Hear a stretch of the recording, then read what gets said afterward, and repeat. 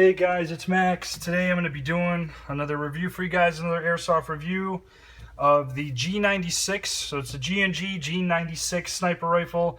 It's gas powered, so it's kind of a gargantuan gun, so I'm pretty limited on space for this bad boy. So just, I apologize I couldn't get the angle for you to view the whole gun. But I'm going to kind of flip it around so you guys can take a look at the front end a little bit better. But basically in the review, I'm just going to cover the basics of the gun itself.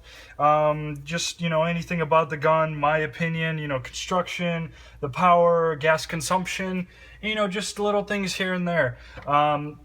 With this gun, I actually picked it up from a buddy of mine a few years back.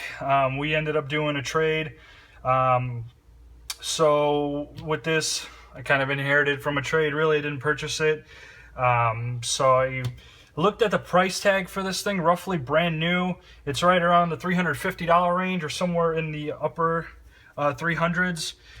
So it's definitely pretty pricey for a sniper rifle, but I mean, usually with gas-powered rifles and anything that's usually G&G is pretty pricey, just because usually they're committed to their construction and just overall, amazingness of this gun. I'm making up words today. But anyway, you're gonna get what you pay for, in my opinion. I mean, luckily I didn't have to drop almost $400 on a gas sniper. I got a pretty good deal on it for my buddy who didn't use it. But anyway, less about that, going into the gun itself. So this is gonna be the G&G G96. It's gas powered, so it's just a regular bolt action system. It's been a while since I actually move this thing back and forth here, but just kind of talking about the construction of it here. So going into the magazine, so I actually ended up buying a new magazine off Airsoft GI. This is where actually you can find this on their website. I had to buy a new magazine for it just because I had a pretty bad leak on the old one and I couldn't pinpoint on where it was coming from. I did like everything, so I just kind of stopped with the fussing and bought myself a new magazine. So now it works excellent. So with the fill valve, it's going to be on the upper little portion of the mag here.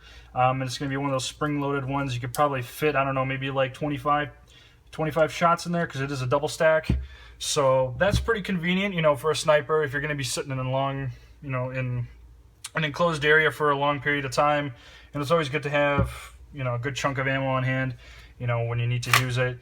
And then, you'd be good to go on that. So with the magazine, obviously it's going to be full metal, so it weighs like, I don't know, it's got a lot of weight to it. It feels pretty good in your hand. So with this one, when you insert the magazine itself, you have to have the bolt pull back. Usually it's been recommended to do it that way. That's how I do it. But with this gun, it has like a fail safe on that, which meaning you pretty much have to put it in that way. You have to pull the bolt back, and then it goes right in, and then you're good to go. You're good to fire. And then the rest of the gun construction-wise, it's going to be pretty much a polymer composite for the lower portion of the gun, and then the upper portion is all some form of metal or steel. So even with this polymer, it's still pretty heavy. This thing probably weighs, I'm going to say, right around 10 to 12 pounds. So, being that it's polymer, I think this is just a shell. I think there's more metal underneath this. It's bolted in with these pretty heavy-duty rivets here. So it's definitely a beast of a gun in terms of weight. I'm just going to flip this around for you guys, and then I'm going to just take a look at my camera just to see if you guys can see what I'm looking at here. So here's the front portion of the gun. The bipod is a custom option that I have on here. I'm not too sure if the one you buy comes with it or not, but this is just from my old Well MB08 sniper that I ended up using it for this. So there is a release on the bottom of here to get that popped out.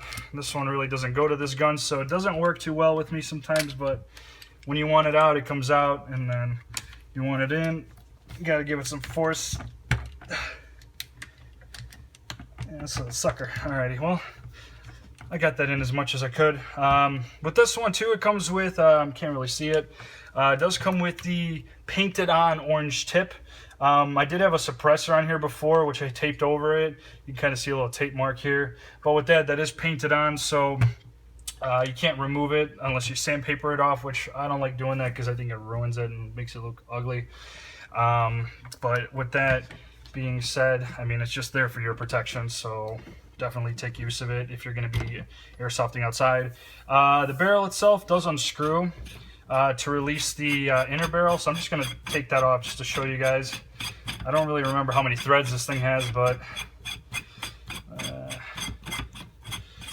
there we go. So not a lot of them, but you definitely could pop that out. I have no room here to do this. And then if you got a jam or anything, you could literally just pop that barrel out, stick a rod through there, obviously pull the bolt back, stick it through it. But I mean, I have a cleaning rod that pretty much goes the whole length of this this barrel, so not that I really had an issue with it. But here's the outer barrel itself. You kind of have to put this thing in through a small little hole in there, and then it goes on, and then pretty much you just go ahead and screw that back in there. So let me see if I can speed this up so I don't have to keep you guys waiting for too long here. But yeah, so with this gun, it's pretty nice. If you're trying to clean it or unjam it, you got the perk of taking off the barrel there and then getting into the guts of the gun. Now going towards this portion of the gun, we got the scope here. This scope, I don't know exactly what brand it is. There's no markings of any kind on there. Like I said, I inherited this from my buddy, so the scope was included. But it's a very neat scope. It's extremely accurate. The way he fine-tuned everything, it's just on point, with hitting targets from, I could even say, up to 150 feet, 200 feet, pretty good. This thing definitely packs a punch, and its accuracy is on point. And then going to the projectile itself, I'd probably shoot something right around the 2.25 gram and higher for this gun, just because it has an immense amount of power. With a .2 BB, I think it's going to be hitting in the 500s for sure. And then you kind of give it a little bit more weight on the BB. You'll probably be doing closer in the 400s, but still it's going to be pretty intense with the amount of power this thing has. So that's why I'd recommend something a little bit heavier for snipers, which, I mean, if you already know that, I'm just kind of saying that if people are like watching this and they don't know too much about snipers. But anyway, it's accurate to a T. It's pretty incredible. I wish I could show you some demonstrations right now, but kind of with these things, it's kind of loud, and I really don't want to disturb anybody, none of my neighbors or anything. But I'll definitely get some shooting videos for you on that. But I mean, in terms of gas consumption and power, this thing is awesome. Like, you even get the whole puff of smoke blowing out of the barrel. It looks just really awesome in my opinion. And you do have some sling mounts here on the back here, and then on the front. So I definitely recommend that if you're going to be walking through the woods and stuff for a while, just so your arms don't get tired of holding this thing. But let's see what else I can mention with the gun. I mean, I guess with my experience and my usage of it, I'm not a super huge sniper. I just got this just because I was looking to trade, and I kind of wanted to go with the sniper role and everything. I tried it. It's definitely fun. It's a lot more engaging. Even if you're at a distance and you don't get to see a lot of the action, with your team, they definitely rely on you to kind of pick off the targets. But it's definitely pretty sweet. I like doing the kind of like almost like reconnaissance work. You can kind of see, from far without, being out there like a sore thumb. It's like a sore thumb. So it's definitely pretty cool. It's interesting. It's, secretive. You can just like hide in a bush or whatever, the typical camper. But I don't know. I think it's just cool. It's, I like to change my roll up once in a while, not just do pistols all the time or just rifles. Why not sniper rifle? So that's kind of what got me in there. And then, I mean, for this thing, I would definitely recommend it if you're, I don't know, a more advanced sniper. You want to change it up from spring. You want to go into the gas. Obviously it's going to be a lot more involving with gas. The cost of the gas, and then upgrading your BB weight. So definitely a little bit more involving with gas powered rifles. But I mean, it's just too much fun in my opinion. I don't see why not. You shouldn't at least try it once, or maybe invest in something a little bit less. I know they probably have some in the $200 range, but this is quality. So if you really want quality that'll last you years and years, I mean, I'd go with something a little bit up on the price tag. I usually look at it like this: if the more it costs, I mean, the more it's going to be better built, it's going to be more reliable, and just overall has more appeal to it, and it's more popular. So You know, with this one, it's definitely pretty sweet. It's unique in its own way. You know, I'm not a huge fan. Like, this was one that I was trying to actually see if I can get something else for it, another trade possibly, in the market of selling it, just because I didn't use it as much, and I kind of use it as like a showpiece now.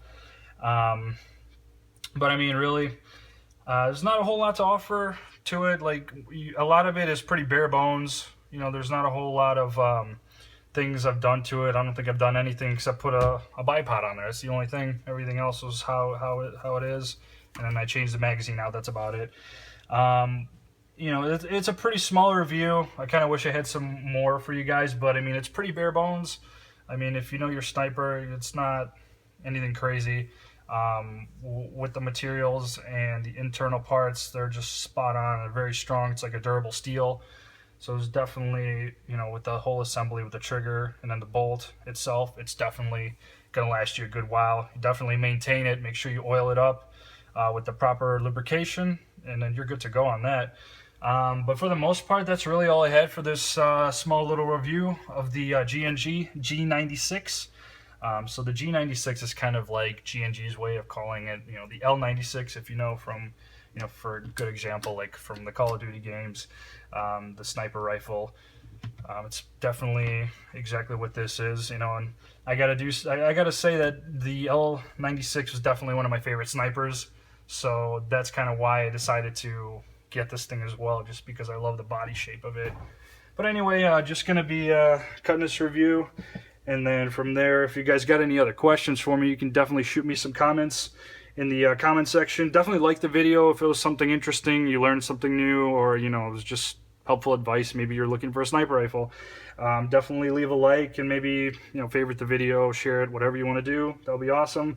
I'll keep you guys posted with more content in the near future. And then, yeah, that's everything I had for you guys. You guys have a good one.